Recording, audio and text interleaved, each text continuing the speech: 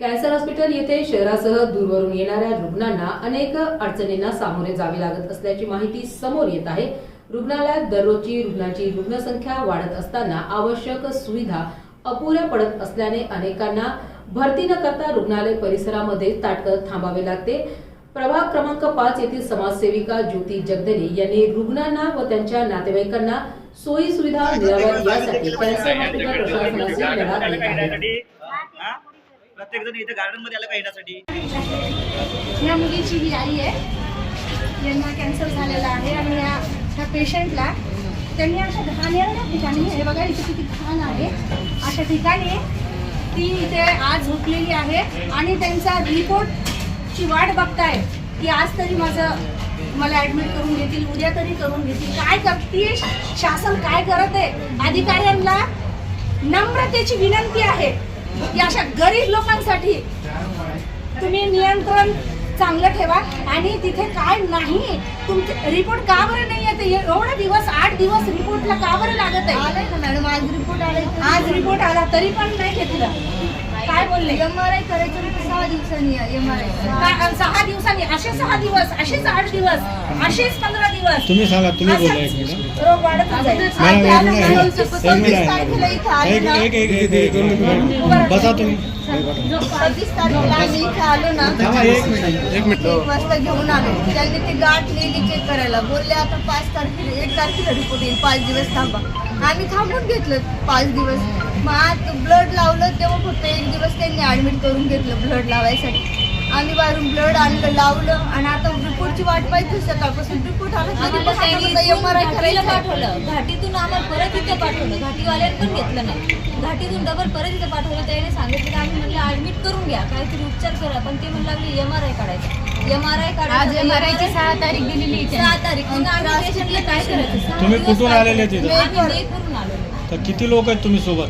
आम्ही सगळे 5 जण आहेत। तर तुमच्या पेशंटला आतमध्ये ऍडमिट पण करून घेतलं जातं। तुम्ही तिथं कोणाशी बोलणं केलं तिथे? आम्ही ट्रीटमेंट काय द्यायची म्हणतात त्यांना? काय ट्रीटमेंट द्यायची? बरं, तर यांना आता MRI साठी तिकडे पाठवत आहे। काय MRI ची मशीन इथे का बरं नाहीये?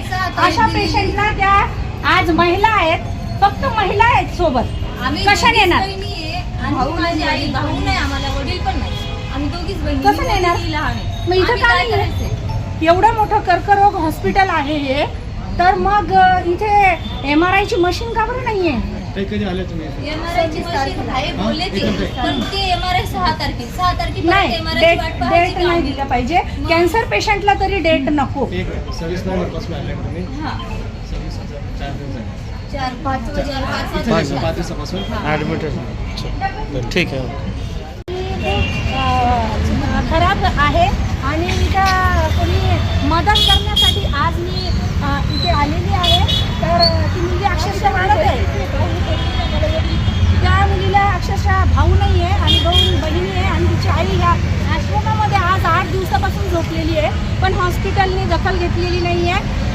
त्या बाईला ॲडमिट करून घेतलेलं नाही आहे। नक्कीच तुम्ही काम ओके, मी तुमचं काम नक्कीच करणार। का बरं घेत नाही आहे ते?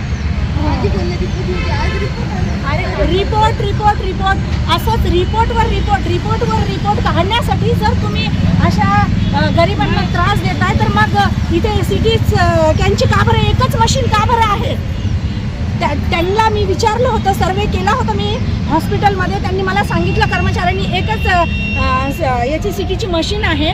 तर मग तुम्ही शासनाला निवेदन दिलं की नाही? तर दिलेलं आहे, 6 महिने झाले नाही आहे आणि मग रिपोर्ट आणि समाजामध्ये असं होत आहे की गरीब लोकांसोबत आहे ना अत्याचार होतो आहे आणि तो कुठेतरी कॅन्सर आहे ना, तो जास्त स्टेपमध्ये वाढत चालला आहे आणि मग अशा गरीब लोकांची म्हणजे जीवाशी जे खेळायला लागले समाजाची लोक, असं खूप चुकीचं आहे हे। असं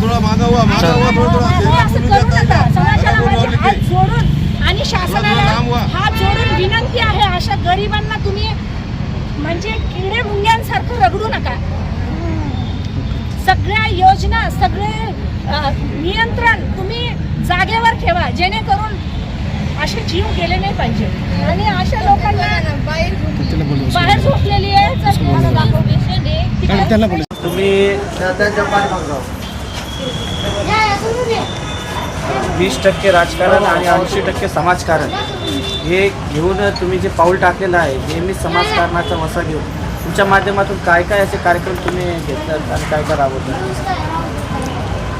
मी सर्वप्रथम माझा परिचय देते. माझं नाव ज्योती रवींद्र जगधने आहे.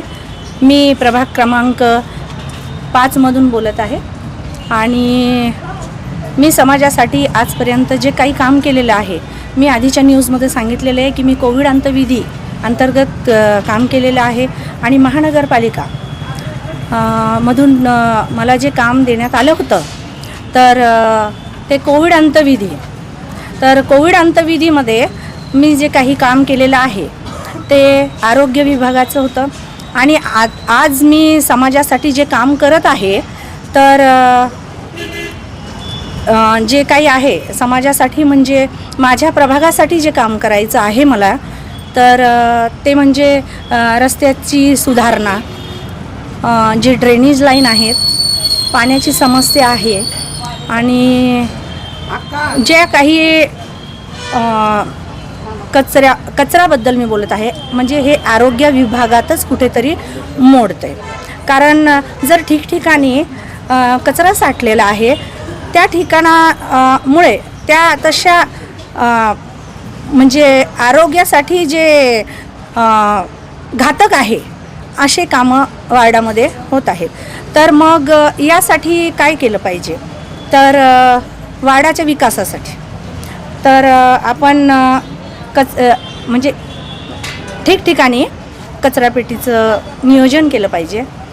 परत रस्त्याची सुधारणा केली पाहिजे. सांडपाण्याचं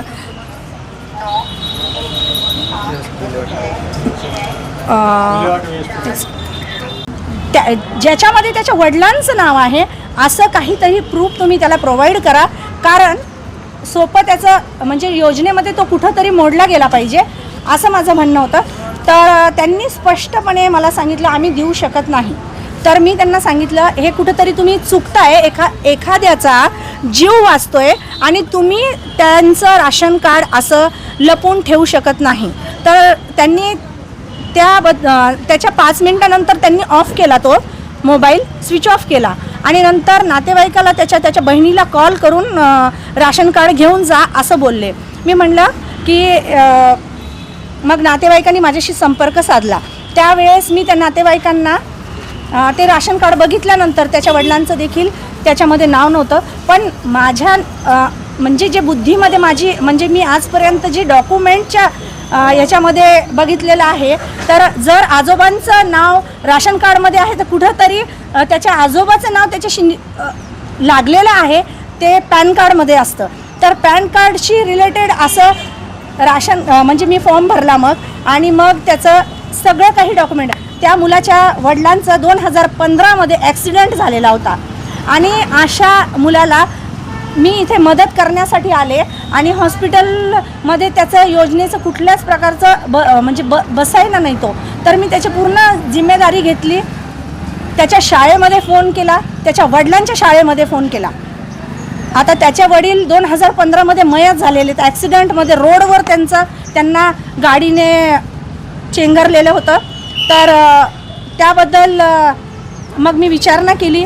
मी त्याचे डॉक्युमेंट कोर्टामध्ये वकीलपत्र भरून ते जे PM चे डॉक्युमेंट होते ते सगळं काही काढून आज त्याचं जे सर्टिफिकेट बनत आहे तर ते सोप्या पद्धतीने बनत आहे आणि त्याचं नाव आहे शुभम अनिल कायस्थ. तो 22 वर्षाचा आहे आणि त्याच्या पाठीमागे कोणीही नाही. ठीक आहे. आणि जे होत असतात हां. रुग्णांचे नुकसान होत असते, तुम्ही या निमित्ताने एक समाजसेविका म्हणून प्रशासनाला तुम्ही काय सांगू शकता आणि तुमच्या माध्यमातून तुम्ही मला अशा जे कामं करून घेणार?